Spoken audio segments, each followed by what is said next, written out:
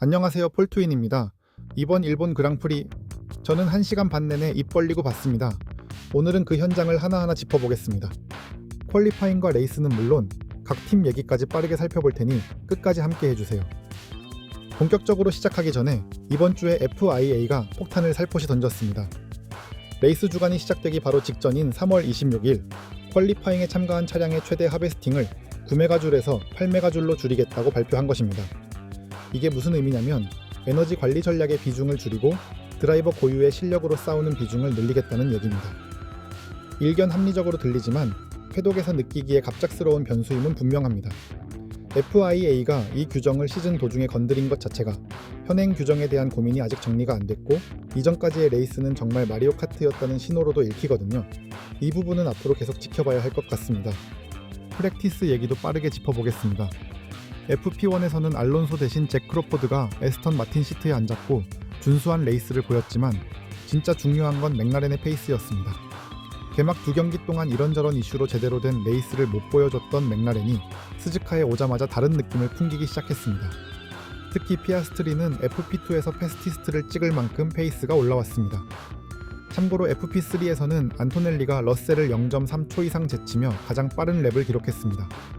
FP3 기준으로 메르세데스과 맥라렌 구도가 꽤 명확하게 보였고 이러한 구도가 그대로 퀄리파잉으로 이어지는 흐름이었습니다.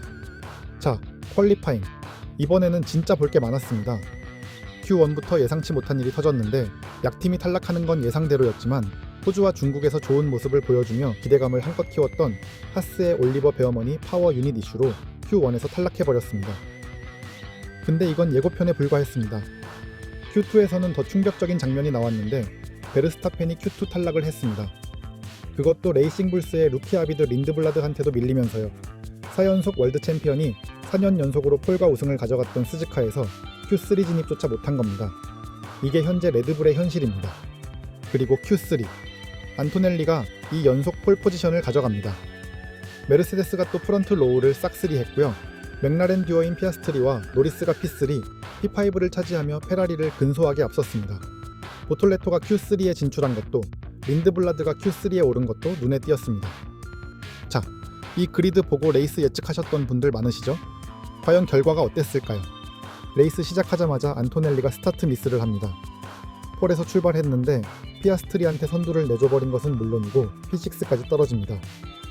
동시에 러셀도 스타트가 완벽하지 못하면서 꽤나 많은 순위를 내줬죠. 여기서 많은 분들이 오늘은 쉽지 않겠다고 생각하셨을 텐데요. 하지만 안토넬리와 러셀이 꾸준히 순위를 끌어올리면서 포지션을 회복하기 시작했고 안토넬리는 주변 드라이버들이 피트스톱을 먼저 소화하는 사이에 사실상 선두 위치를 점하게 됩니다. 그리고 22랩 베어먼의 사고로 세이프티카가 들어왔고 안토넬리는 그 타이밍에 피트인에서 P1 자리에 그대로 복귀했습니다. 이후 제스타트에서 완벽하게 치고 나가 체커기를 받을 때는 이 위 피아스트리와의 격차가 13초나 나는 등 압도적 결과를 가져왔습니다. 이번 우승으로 안토넬리는 중국에 이어 2번의 그랑프리에서 연속으로 폴 패스티스트 우승을 모두 석권하는 해트트릭을 달성했습니다. 거기다 드라이버 챔피언십 1위에까지 올랐는데 안토넬리는 19세 216일로 F1 역사상 가장 어린 나이의 챔피언십 리더 기록입니다. 반면 러셀은 많이 아쉬운 주말이었습니다. 퀄리파잉 직전에 조정한 서스펜션 세팅이 퀄리파잉과 레이스 내내 발목을 잡았고 피트스탑 직후 세이프티카가 발동되는 불운까지 겹쳤습니다. 결국 P4로 마무리하며 포디움을 놓쳤고 챔피언십 리더 자리도 팀메이트에게 넘겨줬습니다. 팀 입장에서는 스타트 문제와 셋업 이슈를 본방학 동안 확실히 정리해야 할 것 같습니다. 맥라렌 팬 여러분들이 이번 주는 좀 살만하셨을 것 같습니다.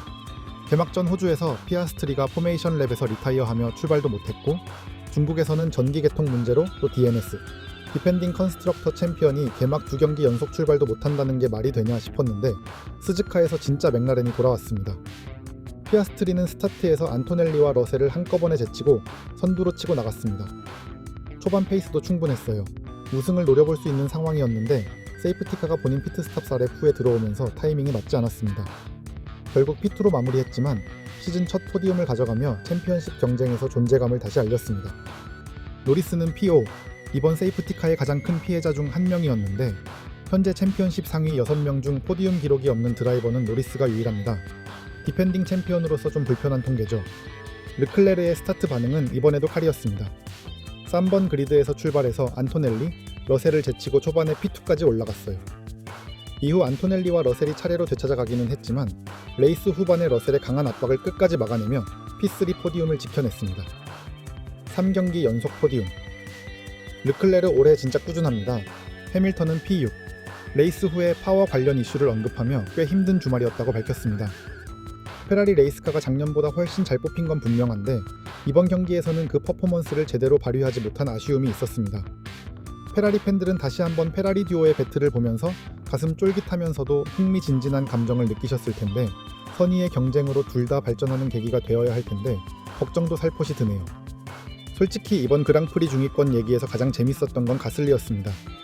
베르스타펜이 레이스 내내 뒤에서 압박을 넣었는데 가슬리가 끝까지 단 0.3초 차이로 막아냈거든요.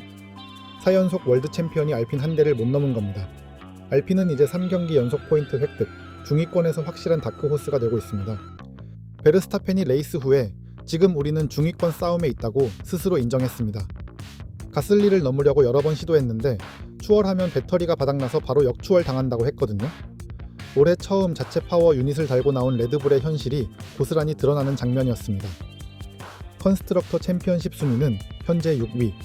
본방학 동안 얼마나 발전을 이뤄내느냐가 이번 시즌 레드불의 향방을 가를 것 같습니다. 레드불의 팀 프린시펄인 로랑 메키스도 베르스타펜에게 좋은 차를 안겨주면 조금 더 나아질 거라며 차량 업그레이드에 집중하겠다는 의지를 내비쳤습니다. 하스는 베어머니 콜라핀토와의 접촉을 피하다 큰 사고로 리타이어했고 오콘이 P10으로 피니시하며 1포인트를 건졌습니다. 베어먼은 메디컬 체크 결과 큰 이슈는 없는 것으로 알려졌습니다.